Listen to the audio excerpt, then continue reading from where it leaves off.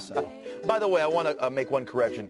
It is not true that my outfit is sponsored by Pepto-Bismol. It should be.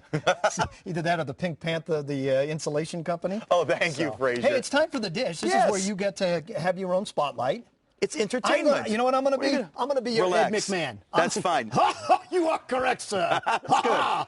Save it. Go. I'm going to need it in a minute. Now, here's the deal. Many people get to, sit down for exclusives with the president. Some reporters get to interview leaders of industry. But me, I get the exclusive one-on-one with a guinea pig. You are correct, sir.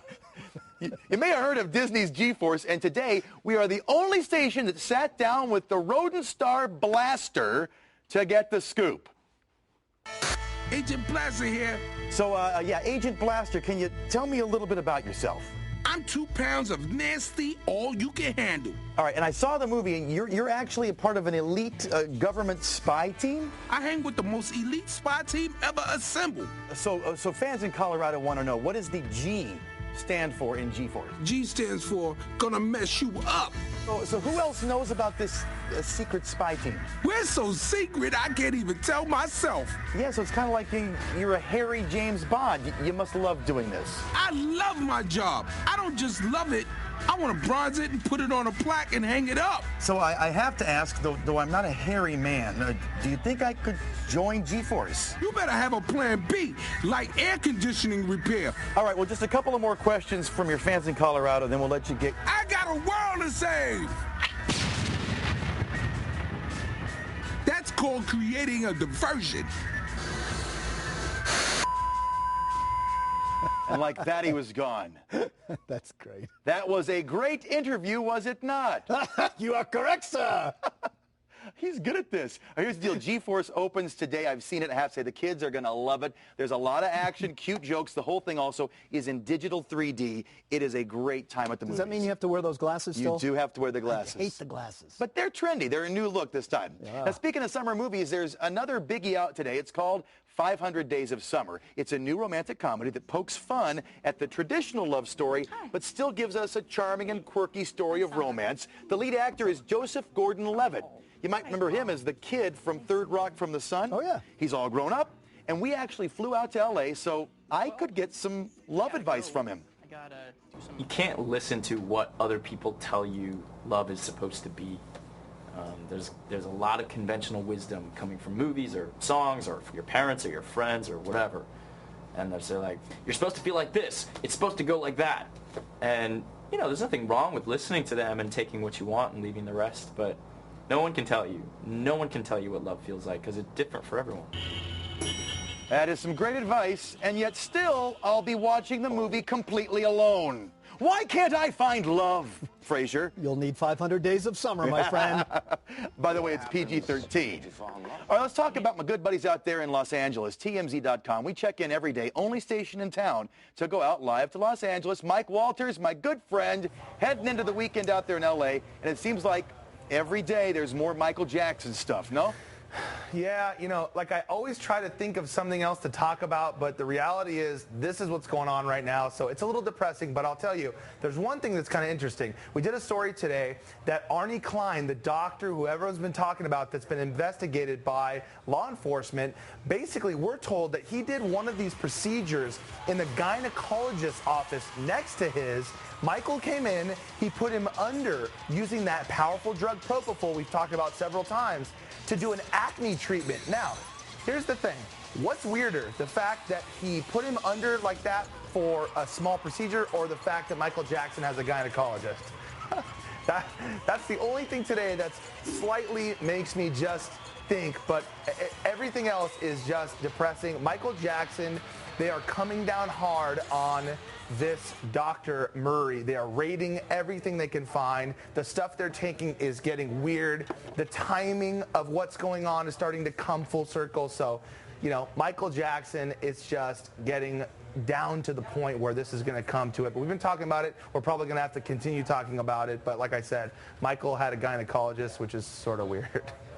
Yeah, I'm going to leave that one completely alone, Mike. I'm not going to touch that one.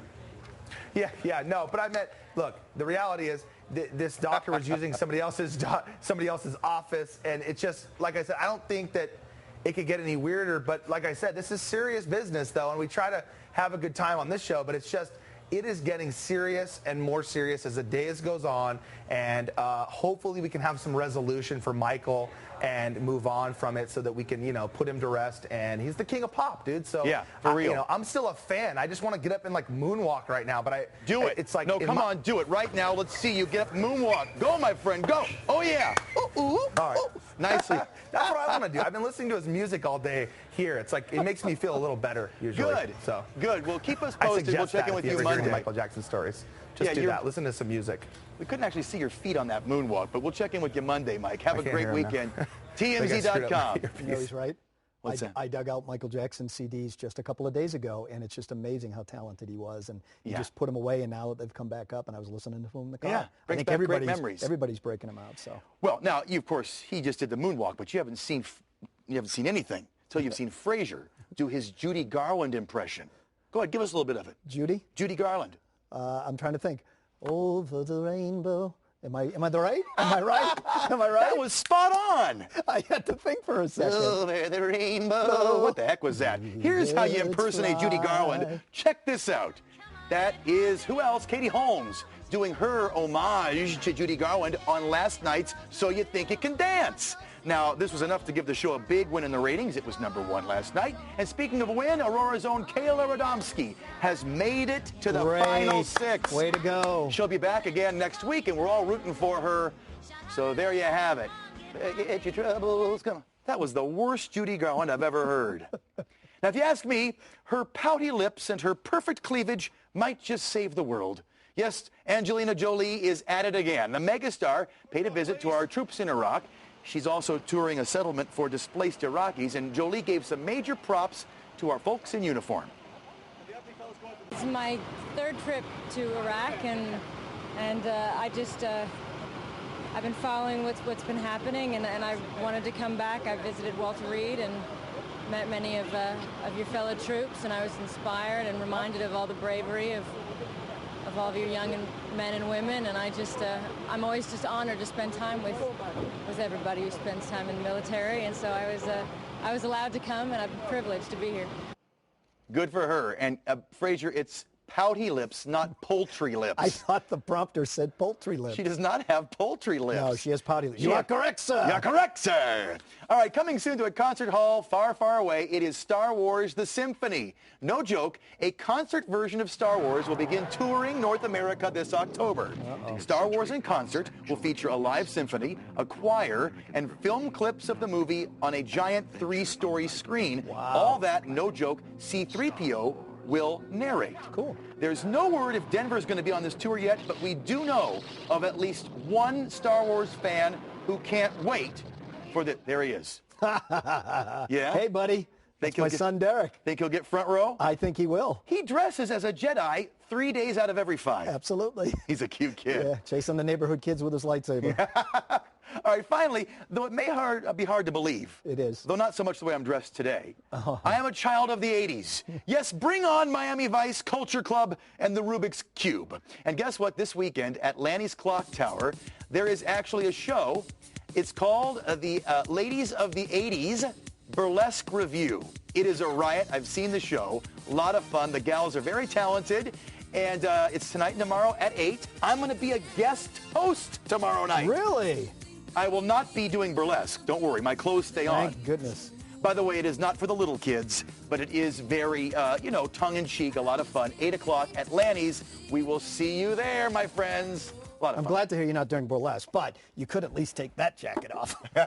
So, by the way, cruel. G-Force in 3D. These are your glasses, right? Yeah. These are like 3D. You look good in those, man. Seriously. You are styling. These are horrible, horrible. All right, we're wrapping up Pregnancy Week on a lighter note this afternoon. How about having a giant cast